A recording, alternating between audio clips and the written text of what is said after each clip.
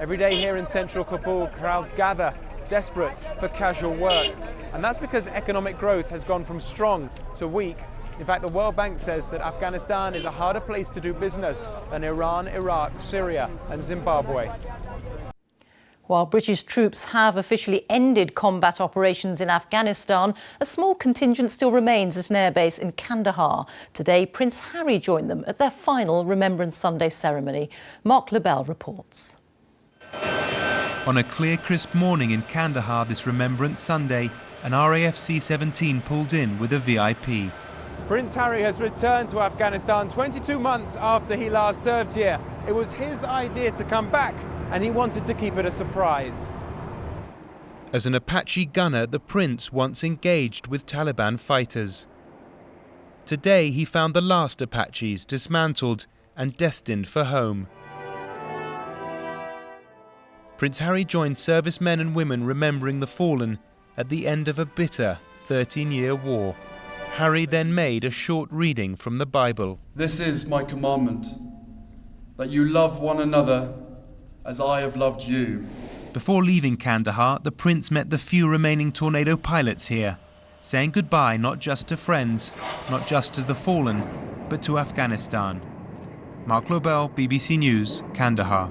What happens next? How well is Afghanistan prepared to deal with the threat of the Taliban once the UK troops leave? There is a sense that things are still very edgy. 2 rockets fell close to our offices a couple of hours ago, but Kabul has returned to the bustling, lively city that it is. But the big news that everybody here is waking up to is that the Afghan National Security Forces are now in charge of Helmand province, and that is a significant move because it's such a difficult area to control. Now, it's good news for them. They've inherited about $150 million worth of kit left by the Americans.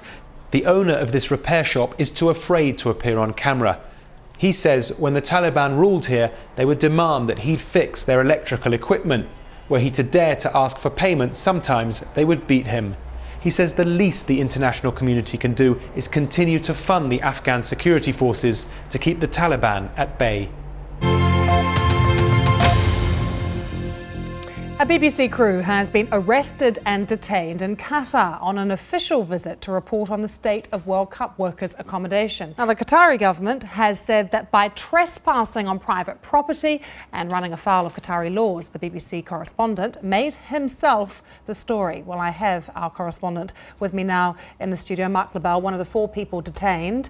Mark, tell us about all of this and how you were arrested to start off with. Yeah, probably just a word on those accusations which have just emerged. These are new accusations that we hadn't heard of before. And let me just make it very clear that we were invited in everywhere that we went to the One Workers complex that we looked around in. And of course the government knew that because they trailed us from the moment we entered the airport, and in fact only picked us up 2 days later when we were driving along a road.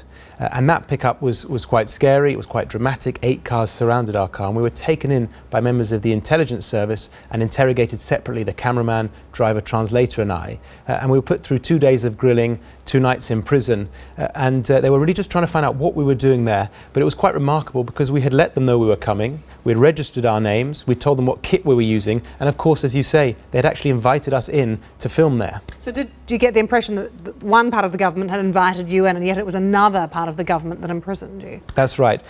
I'd heard rumours that there might be a media crackdown on this type of filming, but I felt pretty safe and robust in the fact that we had actually been invited in by the Prime Minister, and they would expect a BBC crew to want to handle responsible journalism and have a balanced story so that their own story would be held to be a credible one. So what were the conditions like for workers who are there building the stadiums and things for the World Cup? Well, in terms of the part of the tour that the government took us on, they're fantastic. For a couple of thousand workers, they get a few swimming pools, they even have a gym, they have a welfare committee to look after their every needs, they have privacy curtains, and that's a very good start, no doubt about it. But it's for over 1 million more migrant workers where the concerns lie. Many of them live in subhuman conditions, and also the contracts that they are employed under are very restrictive. They can't change jobs for 5 years, they can't leave the country for holiday more than once every 2 years. What's FIFA saying about all of this? FIFA are now investigating this.